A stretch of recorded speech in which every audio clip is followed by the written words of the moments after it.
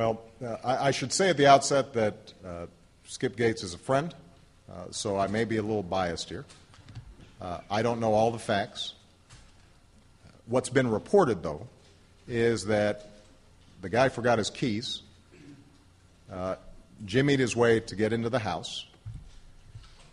There was a report called into the police station that there might be a burglary taking place.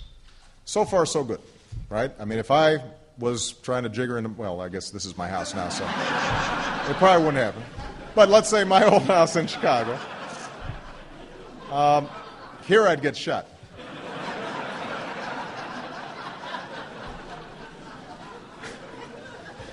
But so far, so good. They're reporting. The police are doing what they should. There's a call. They go investigate what happens.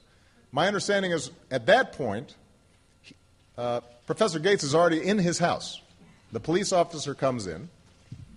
I'm sure there's some exchange of words, but my understanding is that Professor Gates then shows his ID to show that this is his house. And at that point, he gets arrested for disorderly conduct. Charges which are later dropped. Now, I don't know, not having been there and not seeing all the facts, what role race played in that, but I think it's fair to say, number one, any of us would be pretty angry. Number two, that the Cambridge police acted stupidly in arresting somebody when there was already proof that they were in their own home. And number three, what I think we know separate and apart from this incident is that there is a long history in this country of African Americans and Latinos being stopped by law enforcement disproportionately. And that's just a fact. As you know, Lynn, when I was in the state legislature in Illinois, we worked on a racial profiling bill because there was indisputable evidence that blacks and Hispanics were being stopped disproportionately.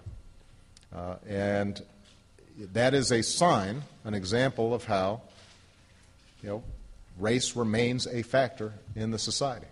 That doesn't lessen the incredible progress that has been made.